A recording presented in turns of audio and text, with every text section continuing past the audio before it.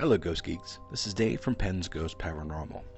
We've been working on some ideas to give life to our YouTube channel. In the near future we hope to show you highlights from investigations, videos of us documenting other haunted locations and eerie places. This is a series we're calling Scary Story Time. These stories aren't necessarily scary. They might be our own stories from our own paranormal group. Could be stories that we pulled from newspapers of paranormal or unusual stories, or you can submit your own stories. We pledge to keep your information private. And in the future, maybe we'll read some classic works of fiction. I have a few things in mind. This first story comes from the May 30th, 1919 edition of the Reading Times. It gives you a good insight of how paranormal activity was viewed in the early 20th century, and also how debunking was viewed in the early 20th century as well. The building is at the corner of Maple and Cotton Streets in Reading, Pennsylvania. It still stands today. It used to be a schoolhouse. This was the original intention of it. In the 1930s, 1940s, it was used as a club. From there until now, I really don't know much history on it, but I know now it seems to be a multi-unit. I don't know if it's apartments in there or anything like that. But attempting to reach the current owners have gone unanswered, just to see if anything's still going on there. But yeah, I haven't heard anything yet. But let's get on with the story. Neighborhood storms schoolhouse looking for ghosts. Police and occult experts differ on causes of noises.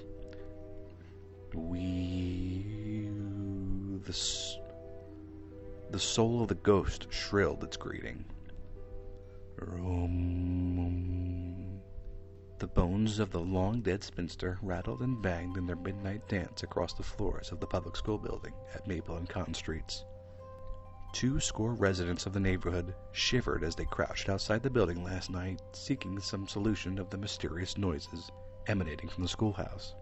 Haunted is what the neighborhood says, haunted by the ghost of a woman who lived years ago at the site of the present schoolhouse.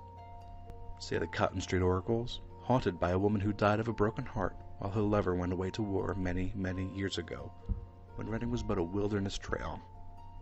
So runs the legend of the haunted schoolhouse. The oracles, who know of many occult wisdoms which aid them in deciphering the noises which have terrorized the neighborhood of Maple and Cotton Streets for a full week, until a number of residents asked police for protection. They say the broken-hearted soldier's sweetheart died a spinster when her love failed to return from war. They say she dances every night at midnight on the floors of the schoolhouse building with the spirit of her soldier lover. But turn from the occult to the dramatic, cold, bare facts. The vicinity of Maple and Cotton Streets has been in turmoil for a week over strange noises issuing from the school building on that corner. The residents there say the noises may be heard at various hours of the night, but that every night, at midnight, the ghost of the spinster starts her dance. Police have been called in to stop the dance, but without success. Each night, the ghost begins with a mysterious wee, followed by the ominous room. Last night's crowd stayed at the schoolhouse until police dispersed it. 300 persons almost mobbed the schoolhouse last Friday night when the noises grew so loud as to terrify scores of adults. The haunted schoolhouse became a menace to the people living in the vicinity. On that night, a number of citizens appealed to the police to solve the ghost of the haunted schoolhouse. Patrolmen Wentling and Reinert were assigned to the case, and after gaining entrance to the schoolhouse, visited every single room in the building, without finding any trace of rattling bones or dancing ghosts. Yes. The noise was caused by the flushing system, which is automatically released every half hour with the heaviest water pressure of the night at midnight, causing an extra loud noise as the water is forced through the drain pipes. But 40 citizens at least refused to believe the solution and visited the schoolhouse again last night to learn of another solution. The situation is becoming strained in the neighborhood, as a large number of children have refused to attend school, according to reports.